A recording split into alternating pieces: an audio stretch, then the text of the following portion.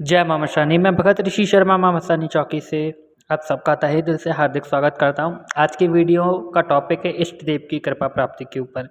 कि बहुत से लोगों को नहीं पता होता है कि उनके इष्ट देव कौन हैं, इष्ट देवी कौन हैं। ठीक है, तो आज की इस वीडियो में हम जानेंगे। जैसे उदाहरण मेरा लेते हैं, मेरी इष्ट जो है माँ भगवती दुर्गा रही हैं बचपन से। ठीक है, और बचपन से माँ दुर्गा की तरफ ही मैं आकर्षित हुआ हूँ और उन्हीं की सेवा पूजा कर रहा हूँ। लेकिन आज आप सभी जानते हैं माँ मशानी की चौकी, माँ मशानी के दरबार के नाम से आप लोग मुझे जानते हैं। तो ये माँ मशानी तक का सफ़र मेरा कैसे रहा, इन वीडियोस में मैं ये भी बताऊँगा। ठीक है, तो कृपा प्राप्ति की सबसे बड़ा संकेत ये होता है कि भगवती के एक रूप नहीं 1000 रूप हैं, लेकिन माँ तो एक ही है, शक्ति तो एक ही है। जैसे पावर हाउस एक जगह होता है, वायरिंग हर जगह रहती है, हर जगह बिजली पहुंचती है, उसी प्रकार से शक्ति का स्वरूप एक ही है, नाम और रूप अलग अलग है। ठीक है, एक शक्ति को भी अगर आप मान के चलोगे तो कहावत है ना, एक को साधे सब साधे, सबको साधे ना कोई। ठीक, तो इसी प्रकार से जो इष्ट देव आपके या इष्ट देवी आपकी होंगे तो वो अपनी तरफ आपको आकर्षित करेंगे। जैसे बहुत सारे लोगों के इष्ट देव होते हैं भगवान भोलेनाथ, किसी के होते हैं बालाजी महाराज, तो उनको वो व्यक्ति ज़्यादा मानने लग जाता है। ठीक है, उनकी सेवा करेगा, उनके मंदिर जाएगा, उनकी छवि लेके आएगा। ठीक, उनके भजन सुनेगा, है ना, उनसे जुड़ी पूजा पाठ की एक्टिविटीज़ करेगा। ठीक, उनके सबसे ज़्यादा उनकी तरफ अट्रैक्ट होने का संकेत ये है कि आपको उठते बैठते सिर्फ उस देवी देवता के ही बारे में ख्याल आने लग जाएंगे और सपने में आपको उस देवी देवता के दर्शन होने लग जाएंगे जो आपके इष्ट देव हैं। और अगर आप उनकी आप उनकी पूजा करेंगे, ठीक, तो आपको उनकी कृपा प्राप्त होगी। सबसे पहले आपकी ज्योत प्रबल होगी। ये साधकों के लिए भी है और गृहस्थ आश्रम वालों के लिए भी है। तो जैसे जैसे कृपा मिलेगी ज्योत पर फूल बनने लग जाएगा। ठीक, ज्योत पे फूल बनने लग जाएगा, ज्योत प्रबल हो जाएगी। तो आपको किसी को बताना नहीं है कि मेरी ज्योत प्रबल हो रही है, क्योंकि अक्सर अगर कोई जानने वाला तांत्रिक या भगत या साधक कोई हुआ तो आपकी ज्योत पे जो प्रबलता आई है उसको निष्क्रिय करके वो शक्ति को बांध देगा।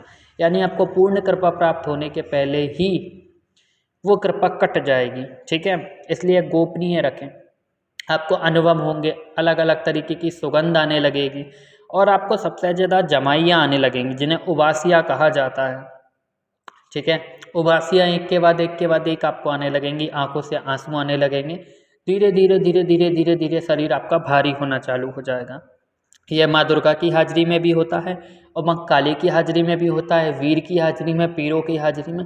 संकेत थोड़े थोड़े अलग होते हैं, लेकिन स्टार्टिंग में जो होता है वो चीज़ आज आपके साथ में बता रहा हूँ। ठीक, मेरे साथ एक बार का वाक़या है जो कि सत्य घटना हुई थी। और बचपन में मेरी माता भगवती दुर्गा के प्रति बहुत आस्था थी। उनकी मैं छोटी छोटी मूर्तियाँ लाना ज़्यादा पसंद करता था, उनके विग्रह को सजाना, उनकी पूजा पाठ करना, बेहद ज़्यादा सच्चे मन से उनकी आराधना करता था। तो भगवती ने मुझे कई बार स्वप्न दिए और नवरात्रि के जब हम लोग व्रत रखते थे तो स्टार्टिंग का समय था, मैंने नवरात्रि का फर्स्ट बार व्रत रखा था नंगे पैर का। ठीक, चप्पल 9 दिन नहीं पहनी थी और 9 दिन का व्रत रखा था चैत्र नवरात्रि से। गर्मी का समय था तो घर वाले बोले कि कैसे रखोगे, क्या करोगे, बीच में नहीं छोड़ा जाता, माँ भगवती रुष्ट हो जाएंगी। और माँ भगवती से देखो कहा जाता है ग्रामीण क्षेत्र में कि दुर्गा जी, काली जी बहुत खतरनाक देवियाँ होती हैं, इनकी पूजा नहीं करना चाहिए। अभी तो घर घर देखने को मिल रहा है, लेकिन पहले इतना प्रचलन में इनका नहीं था।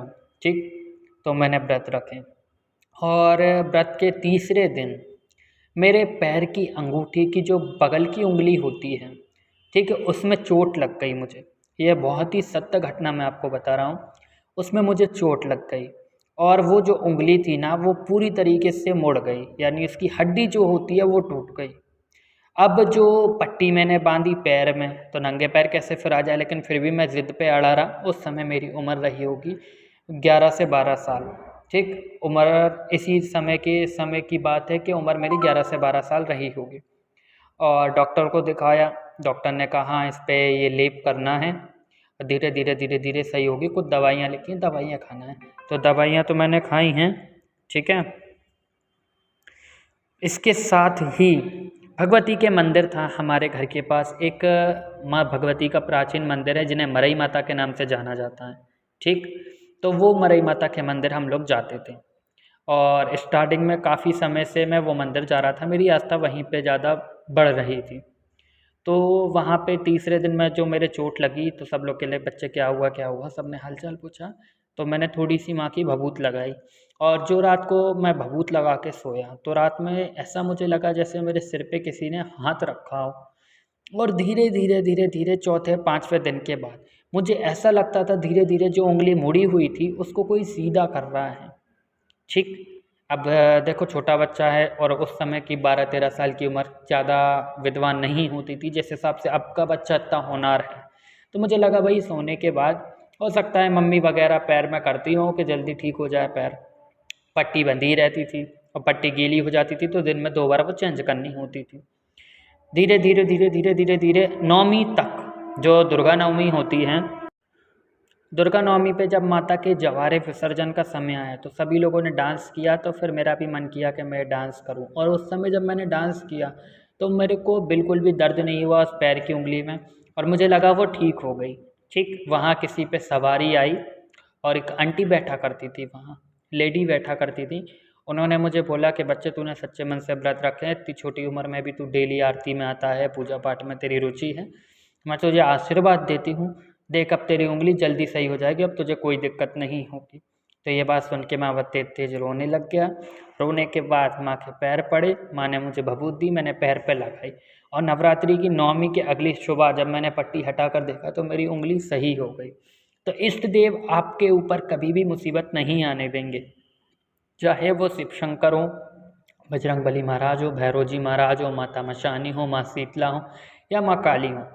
कोई भी शक्ति है, कोई भी इष्ट है तो वो आपके माँ बाप के समान होता है। वो अपने बच्चे के ऊपर कष्ट बिल्कुल पसंद नहीं करेगा। लेकिन हाँ, कहा जाता है भक्ति जब हम स्टार्ट करते हैं तो 10 मुश्किलें आती हैं, तो भगवान तक पहुँचने का रास्ता इतना आसान नहीं होता। भगवान भी लाख मेहनत करने के बाद ही सफलता देते हैं। पहले अपनी परीक्षा चालू कर देते हैं ताकि बच्चा उसमें तपे, जितना बच्चा तपता है उतना ज़्यादा निखर के खड़ा होता है। और ये परीक्षा कई सालों की रहती है, कई महीनों की रहती है, कुछ दिनों की भी रहती है। वो भगवान देखते हैं, जिस लेवल पे भगवान को जिसको बनाना होता है उतनी ही ताबड़तोड़ तरीके से वो परीक्षा ली जाती है। और लेकिन अगर आप हड़बड़ाते नहीं हैं, घबराते नहीं हैं, तो आपको सफलता जो मिलेगी, जो बाद में आपको सफलता मिलेगी, जो रुतबा आपका बनेगा वो सबसे ज़्यादा अलग बनेगा। इसलिए सभी से मेरा निवेदन है कि ऐसे अगर किसी की लाइफ में भी कोई मुश्किल आए, ज़िंदगी में कोई दुख तकलीफ आए, कोई चोट लग जाए, बीमारी हो जाए, घर में कोई भी दिक्कत हो, आप अपने इष्ट के ऊपर से अपना विश्वास नहीं डगमगाएं, अपने विश्वास को अटूट रखें। और मेरा तो ये कहना है, और मैंने भी इंस्टाग्राम के हर लाइव वीडियो में बोला है कि ऐसे समय आप उस ईश्वर की भक्ति और अच्छे से करने लग जाएं। जहाँ आप 1 घंटे पूजा करते थे तो उनका हवन करने लग जाएँ, उनका चालीसा पढ़ने लग जाएँ, उनके मंदिर जाने लग जाएँ, उन्हें जल चढ़ाने लग जाएँ और ज़्यादा से ज़्यादा समय पूजा में दें। भगवान कोई ना कोई रास्ता आपको देगा। ठीक है? उम्मीद करता हूँ आज का वीडियो आपको पसंद आया होगा। इसी तरीके की तमाम जानकारी मेरे यूट्यूब चैनल पे आपको मिलेंगी और आप इसको लाइक करें, शेयर करें, सब्सक्राइब करें। ऐसे ही आप अगर इस पे 1000 लाइक का टारगेट पूरा कर देते हैं तो अगले विषय पे काफ़ी अच्छी जानकारी मैं दूंगा।